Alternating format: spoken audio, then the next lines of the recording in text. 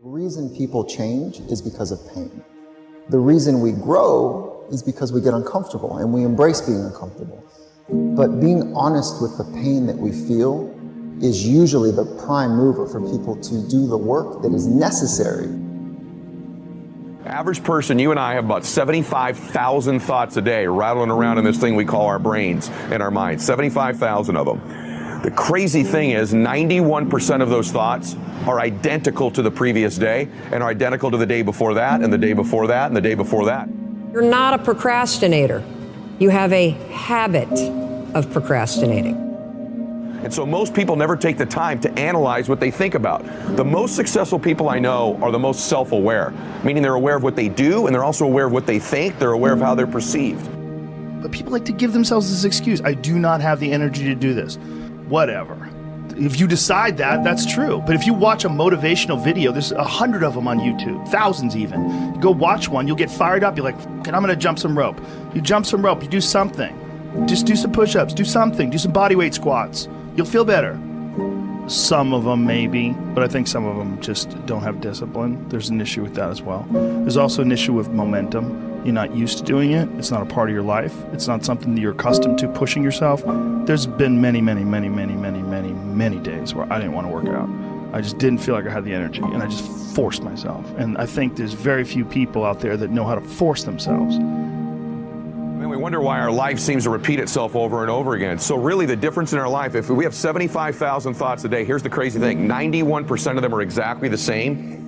The separation in our life is in those 9% of their thoughts, because remember this, these magnets are pretty powerful. That's why I'm always saying that your obsessions become your possessions, because they do. You draw into your life exactly what it is you think about. It's a physical reality that you attract to yourself what you think about. So the difference in our life is 9% of our thoughts. That's why people say all the time, the difference between winning and losing is so small, it's almost too scary to talk about. And really we've identified what it is. It's 9% of what we think about alters the direction of our life. So what I'm here to tell you today is you've got to hone in and get aware of what you think about and then alter those 9% of the thoughts that are variable on a daily basis to serve you. And you know, people are very, very, very, very tough. And it turns out that if you face things, that you can put up with a lot more than you think you can put up with, and you can do it without becoming corrupted. You have to be alert when you're suffering. You have to be alert to the beauty in life, the unexpected beauty in life. And you know, you have to look for those that little bit of sparkling crystal in the darkness when things are bad. You have to look and see where things are still beautiful and where there's still something that's sustaining. And you know, you narrow your time frame and you be grateful for what you have, and that can get you through some very dark times. Our belief system is based upon our evaluation of something. Frequently, if we reevaluate a situation, our belief about it will change. I began reevaluating who I was. I started to study. I never stopped studying. And I found as I reevaluated, I had a much higher opinion of myself. I found out things about me that I would have never believed if you had told me. The power that's locked up within us, the marvelous system we've got. Do you know the blood circulates through your veins every 33 seconds, through hundreds of miles of passageway? Bang, just like that, clears all the food in and all the garbage out. Stop and think of the central nervous system. It's the most complex electrical system in the world. And you've got it. Think of your brain, an electronic switching station like that. You can change the vibration of yourself and everything around you. We have awesome powers, and it's all based on what you believe about you.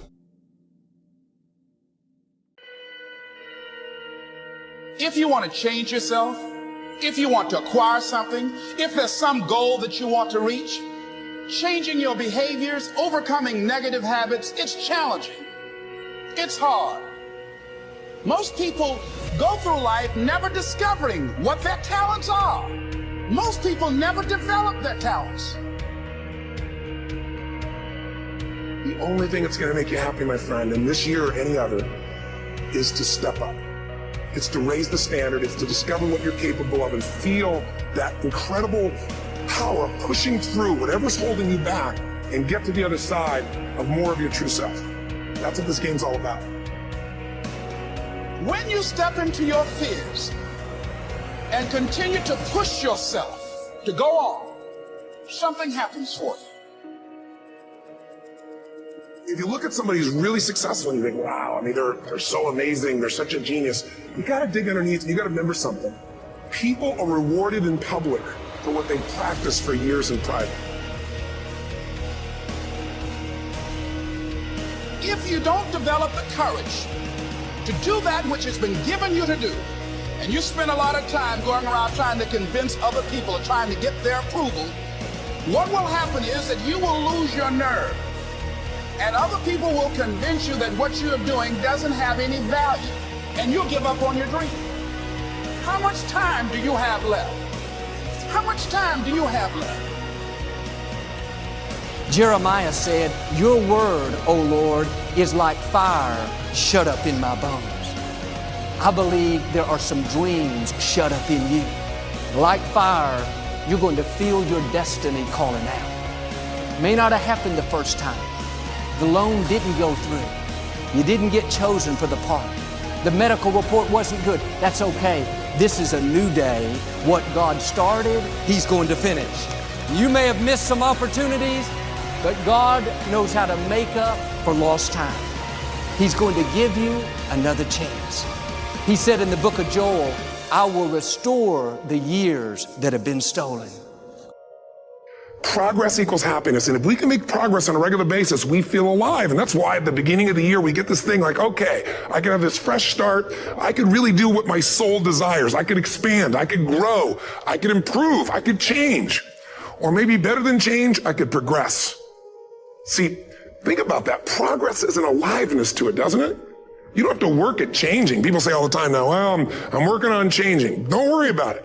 You don't have to work on changing. Change is automatic. Your body's going to change whether you want it or not as the years go by. And no matter how hard you work, there's going to be some changes going on there. The economy is going to change no matter what you want it to do.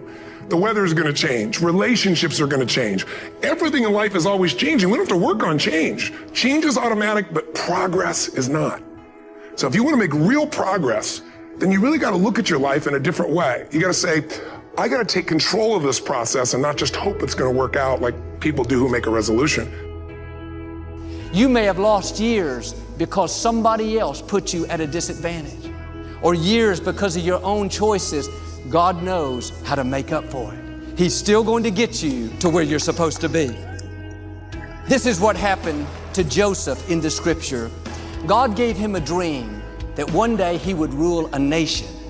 In this dream, he saw his brothers bowing down before him. Joseph should have used more wisdom and not told his brothers that part of the dream. Certain things you should keep to yourself. Some people can't handle what God's put in you. They won't celebrate you, they'll be jealous, find fault, and be critical.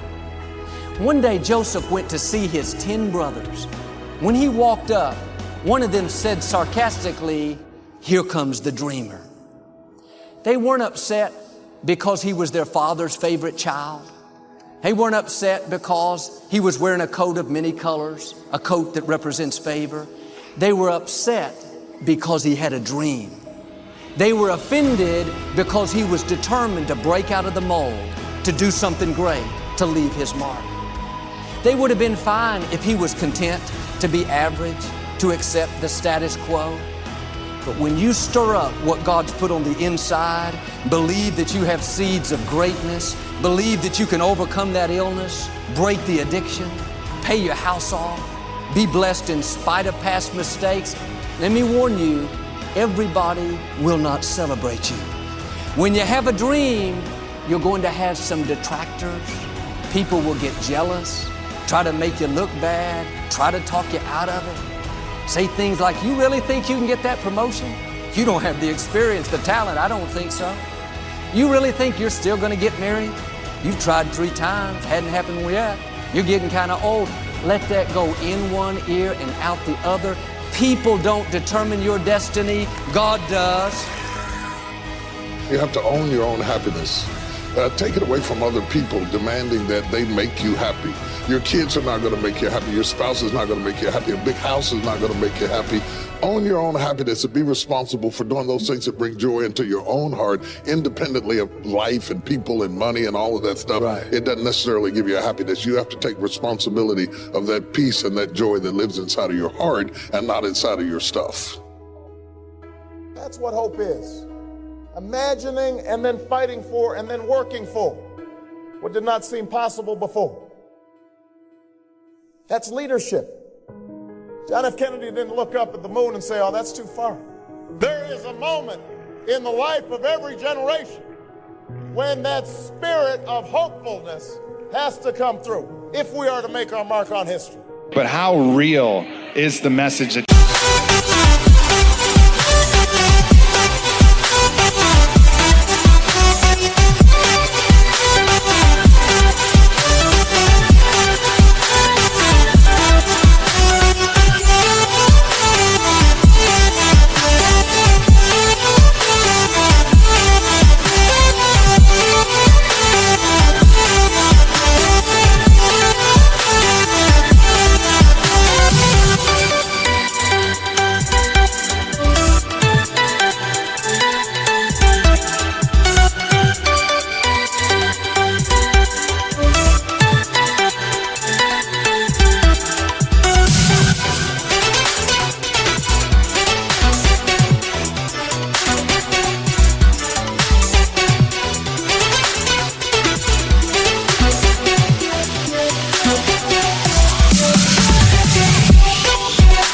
putting out? How authentic, how valuable is the product that you have? You know, are you expressing yourself as fully, authentically, passionately as you possibly can?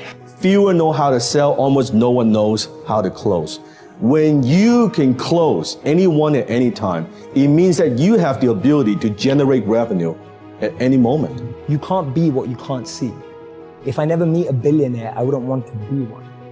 Because I wouldn't know what that feels like. I don't know what it looks like. I don't know what it takes. What am I good at? What do I love? What does the world need? And how do I get paid for it? To me, those four help you unlock your passion. I often say to people, your passion is for you, your purpose is for others.